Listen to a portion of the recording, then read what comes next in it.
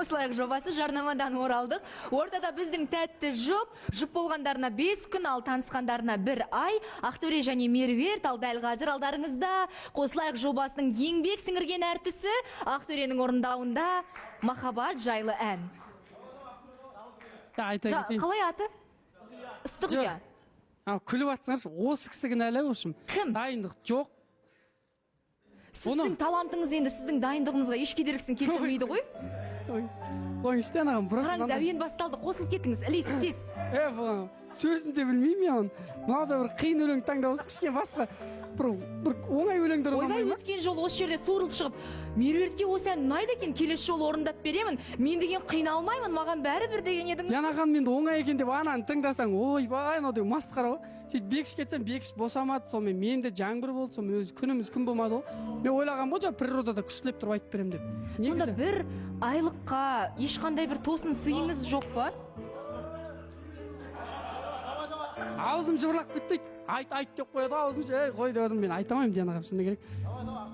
Әңгіме айтып берейікші. Бір ай болды деп тек қана жаңа аяқ киім өзіңізге алдыңыз болды. Жоқ, нәски алдым ғой, күшті нәски алып бердім. Жоқ, әңгіме айтайықшы, әңгіме айтайықшы. Әңгіменің барлығын айтып тастадық қой. Жоқ, күшті әңгімелер бар алдында. Былай келсейікші онда, сол әнді екеуміз бір арнайы жаздырып айтайық келесі. Жоқ, мен фонограммамен айтамаймын. Жоқ, негізі Диана ханым. Мен таза дауыспен айту керек те, оны дайындалу керексің да. Жоқ, Ақтөре, негізі сен алдында бір үміткер келгенде де дайындалмай кәдімгідей өлең айтатын, қазір сен жұбың ғой, 1 ай болыпты еще. Сендер мейрам бүгін деген. Қандай өлең болса да айта бер, көп қой негізі өлең деген. Жоқ, жарайды, келесі жолы дайындалып келгеннен кейін жанды дауыста. Фонограммамен барлығымыз әншіміз Ақтөре, ондай керек емес. Сол ғой Диана ханым, фонограммамен бәріміз әншіміз. Міне Нучон молодец, өзі жақсы бастады ғой. Мен Нучонды әлі мойындаймын, оған жүрек керек, оған батылдық керек. Сонда мен мойындап отырмын да осының артынан, мен де келе берейінші, осы Нучон артынан жүре берсең нормально болатын сияқты ғой. Диана ханым айта кетсем болады ма? Нучон артынан жүре берсем деп отырсың ғой. Нучон 1 ай болмай жатып Шымкентке барып, әке шешесімен танысып солай болды да. Ал сен де мысалы мен ойлап жүрмін, біраз болды сен ауылға бармағаныңа.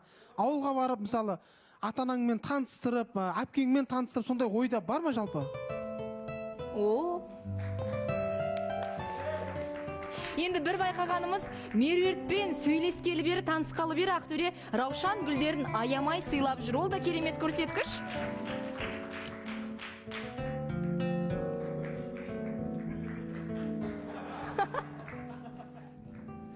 Қанша сантиметр ана?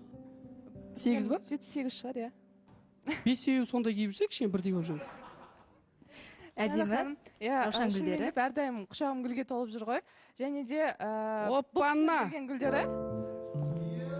Айта салайын да конца. Бұл кісінің берген гүлдері менде 1,5 апта, 2 аптаға дейін мүлдем солмай тұрады. Мынаны қараңыздар, хит болып жүрген Маклюбе деген осы ғой, е? Диана ханым негізі үнемі маған айтады да, бұл кісі мені сұраған кезде, не істеп жатсың десе, мен либо үйде демалып жатамын, әйтеуір бір нәрсе істеп жатамын. Сосын айтады, сен қолынан бірдеңе келе ма деп маған. Диана ханымды аудара тұршы, қарамай тұрсын. Сен қолынан бір нәрсе келе ма өзі деп. Түнде өзім дайындадым бауырсақты да Маклюбенінде. Қалай екен енді, өзіңіз дәмін көрдіңіз, бағасын беріп жесің өліп тұрсың ғой сен, жесің ба? Және де бұны дайындаған себебім айтып жатады ғой, ер адамның жүрегіне жол оның асқазанында деп айтады. Сол себепті де мен айтқым келеді. Сипалап қойсайшы şimdi. Сол себепте айтқым келеді, сенің жүрегіңе әрқашан өмір бойы осы сенің асқазаның арқылы жол тауып жүре берейін деген. Не деген сөздер. Жарнама кезінде жейміз, рахмет Фархат, бауырсақ менде қалсын. Маклюбені жарнамада егер үлгеріп жатсаңыздар, барлықтарыңыз жейсіздер. Және де бір 3 сұмақ өлең жолдары бар еді. Қатты қобалжып тұрмын. Көрейін айтып. Мен сұрағыма жауап берсін да бірінші. Тоқташы, айналайын сен. Романтиканы бұзбаңыз, Асеке. Айналайын, қойшы Асеке осындай. Қолымды ұстап тұрасың ба, қалай? Мен бүйтіп былай қарап тұрам, сосын аяқ жағында бүйтіп қараймын ғой, саған қарай қаршы. Стройды бұзбасайшы енді. Білесің бе, сен маған керектігіңді, өзгелерге ұқсамайтын еректігіңді. Адамдардан артықтау ақылы бар, басқалардан ойы бөлек зеректігіңді. Білесің бе, мен сені ұнататынымды. Ұйқыға да сені ойлап құлайтынымды. Кештерде қолымды жай баспанға, Алладан амандығыңды сұрайтынымды. Білесің бе, жүрек сен деп соғатынын, Ақтөре есімің жүрегімде мәңгі сақталатынын. Еш күмәнсіз сөзіме сенші, бізді күтеді бір бақыт, және де сол бақытты бірге табатынымызға мен сендім. ой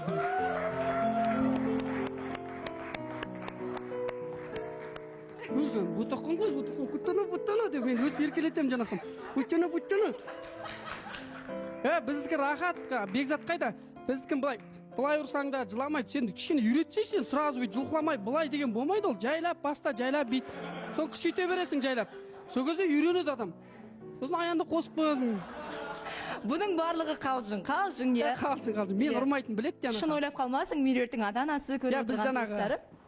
айтып отырмын ғой жұп болған кезде әңгіме деп жатырмық қой жаңағы қайтып келе жатқан кезде үй жаққа апарып тастап бара жатқан кезде әңгіме айтады да енді мен тұрмысқа шыққым келеді балалы болғым келеді деген сияқты әңгімелер кетеді сосын сөйтіп мен сені мен знак зодиагам дева ғой айтып берсін күшті маған ұнады мен қандай екенімді енді сізге қашанда сізді мақтаған ұнайды ғой ал мақтаңыз мақтаған емес ол шындық Диана ханым Негізі андай осы знак не дейтін еді иә знак зодиака ол жақта мен тек қана жаңағы характеристика қатты сенемін да ал былай болжап айтады ғой ондай нәрселеріне енді сенбеймін характеристикада бұл кісіде айтылғанда жаңағындай отношенияда жаңағындай адал отношенияда отбасы болған кезде ол отбасын ойлайтын ер азамат және де үйде үнемі тап-таза тұрғанын жақсы көреді одан бөлек енді характеристикасы прям 100% сәйкес Ақтөренің жұлдызы қандай? Дева. Бикеш кім бар бізде тағы студияда? Бізде бикеш жоқ па басқа?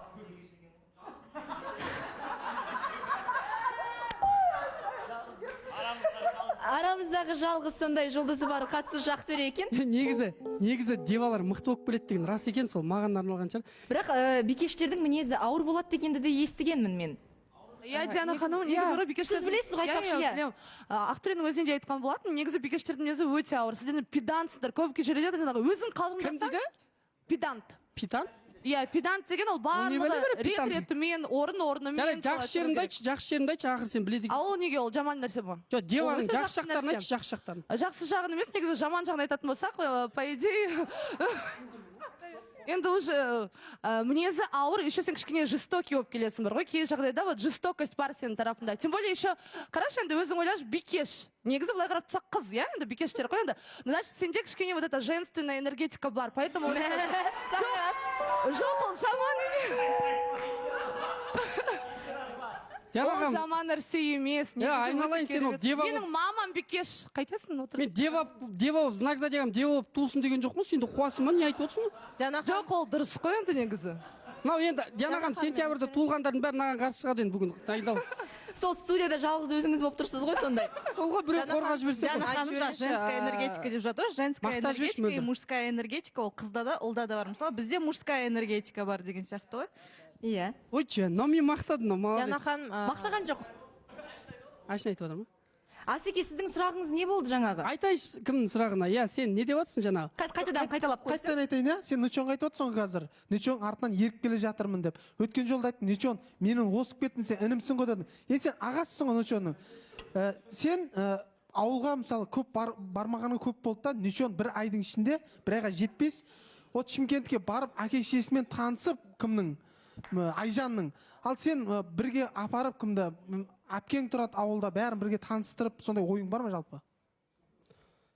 Өте дұрыс. Негізі ондай ой болғанда бірінші мен өзім барып келейін деп тұрмын. Әке-шешеммен танысады, қай кезде танысады, әке-шешем қалаға келіп таныстырам. Өйткені пока үйге бару деген ондай біз жақта ондай әлі ерте. Өте дұрыс. Өйткені біз жұп болғанымызға 5 күн болды ма? Біз жұп болған кезде қазір бір-бірімізге ашылып жатыр ғой. Ертең біз екеуміз бір-бірімізден ештеңе жасырмауымыз керек. Қандай ситуацияда болса, мынандай ситуацияда қалай өз-өзімізді ұстау керек, мынандай кезде вот сондайлардың бәрін өту керек та. Асеке асықпау керек. Бірақ ата-анам, туған-туысқандарым бәрі күшті қуан. Асық деп отқан жоқ, Ақтөре просто ой бар ма дедің да, ол ауылға таныстыр, қалада таныстыр, жалпы ойыңда бар ма деген. Бар ғой, конечно, мен не істеп жүрмін саған, Асеке сен? Диана ханым. Нона ханым. Ақтөре аты. Ақтөре өткенде сөз салатын күні Диана ханым, мен білмейміз ғой енді сөз салатын. Сол кезде мен қоймаймын да, артынан қалаймын. Сендерге осы 2-3 күндікте бір ай болу керек. Сөз салмайсың ба, неғып жүрсің деп. Айта бермеші деп, бұл маған жыны келеді да сол кезде. Өткені меруерт көржім, нона не істеймін, мүлдем көңіл күйі болмай жүрді да. Енді бірақ дәл сол күні сөз салғаннан кейін Ақтөренің өзіне де айттым, мен сенің дәл қазір бүгіннен бастап кәдімгі сезіміңе сенің байқалды, көрінді деген сияқты. Сол кездегі енді пранктан кейін Меруерттің мамасы да қатты уайымдап қалып, андағы жерде жылап қалып, Меруертке звондай алмайды, Алматыға ұшып кеткісі келіпті мамасы Меруерттің уайымдап қатты алаңдағаннан кейін. Және де қазір Меруерттің өзінен сондай қуанышты, Меруерт, мен қуаныштымын сен үшін, сен бақытты болып жүргенде әрдайым жанынан былай өткен сайын бағана сыртта да айтып жатсың, нона мен бақыттымын, нона мен қуанып жүрмін. Ақтөре жақсы жағына қарай өзгеріп жатыр дегенге. Сол үшін өткенде Ақтөре айттың ғой, сөз салдым, неге құттықтамадың, енді тілек айтпадың ғой деп, екеуіңді шын жүрегіммен құттықтаймын. Бұйырса сенің ендігі жерде нық қадамыңа да мен сенемін. Алдағы күндерің тек жақсы болсын, жақсылыққа толы болсын. Екеулеріңнің араларынан енді Алла бұйыртса той болсын деген сөзді айтқым келеді. Бұйырсын. Диана ханым, сол анамның реакциясын осы жерде мен айта салайын. Сол алдаған күні анам көріп отқан ғой. Негізі жұмыста жүрген, сонымен мамаға жұмысындағылар айтқан ғой. Сен қызың осылай жылап жатыр деп, мама дереу ютубта ашып қараған.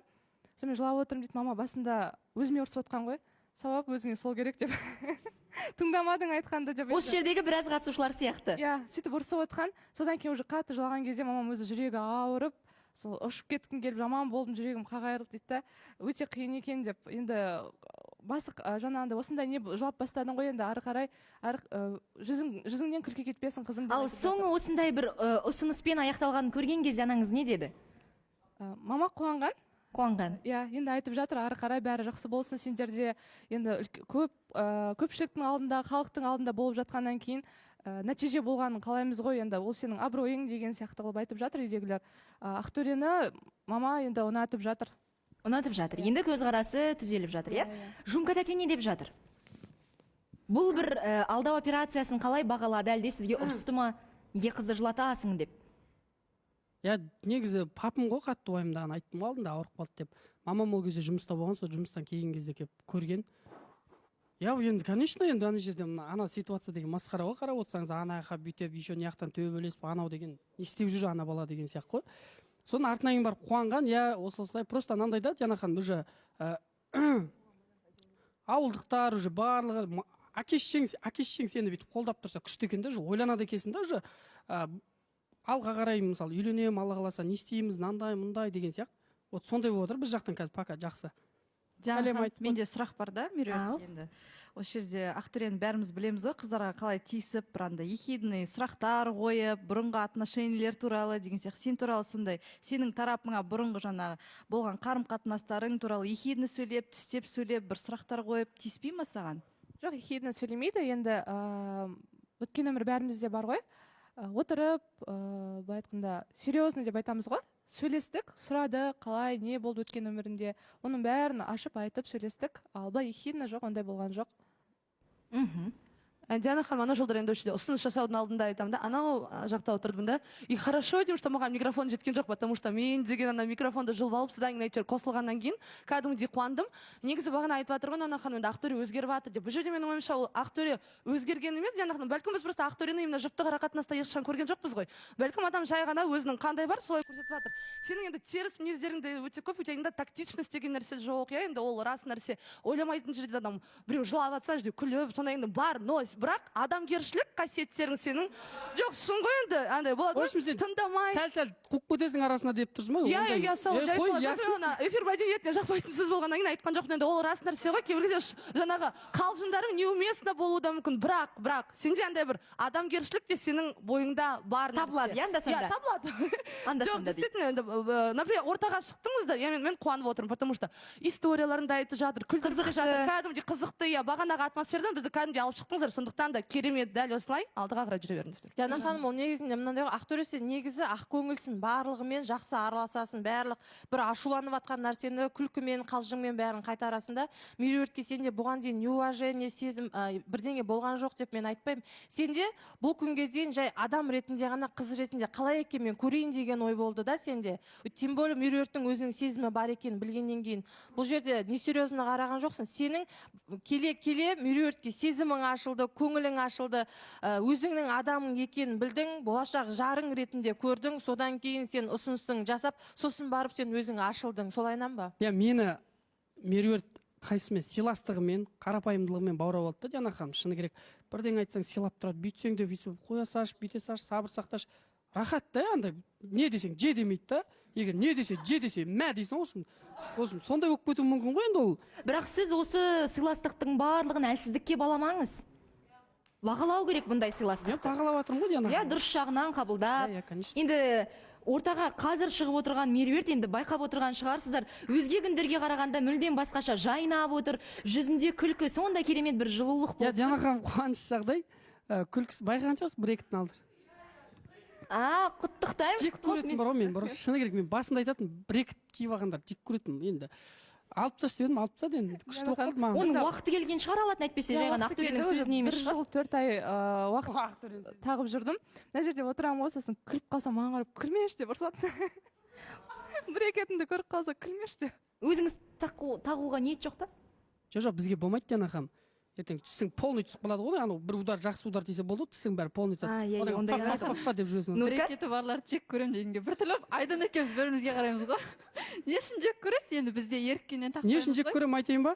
Артыңа қарашы, Айдана бүйтіп күлші анаған қарай. Не көріп тұрсың? Жасыл нәрселер көріп тұрсың ба? Не істеп жүр ол жасыл нәрселер? Ол резинкасының цветі сондай болады. Ол Ұстап жасыл тұрады, нәрсе ар жаққа кетіп қалмасын жан жаққа деп өзі тартылып тұрады солай. жоқ, андай бір-екітін үстері жап-жасыл жабсаса, ана помадасын жағып алған ба, бір елестеп алған. Жасыл помада болмайтын шығар Ақтөре. Диана ханым, ол резиночка Ол кеше жоқ еді ғой. маникюр сияқты дәл солай ауыстырып тұрамыз. Негізі брекет қазір уже бар ғой. Бұрында брекет енді таққан қыздарға айтатын еді ғой. Ой, там енді күлме андай деген. Бірақ қазір ол бір сондай бір денсаулыққа деген өзіміздің сондай көзқарасымыз, ақшаның барының сондай бір көрінісі. Енді Айдана, енді ақшаны айтпаса Айдана боламы, енді оған да үйрендік қой. Негізі енді расымен де брекет тағу қазір арзан тұрмайды, иә? Және қазір енді түрлі-түрлісі шығып жатыр, бір көрінбейтіні де бар, тіс сияқты әппағы да бар, керамикасы деген. Диана ханым, сұрақ қойыншы, сұрақ қоймадым ғой жаңа. Бір айлықтарыңыз құтты болсын, өте керемет жұп, осы жұпқа мен сенемін до конца баратынына. Және де Ақтөре, сізге сұрақ, қатысушы жігіттердің ешқайсына қызғанып, ондай ашулық мінезіңізді көрсеткен жоқсыз ба Меруертке?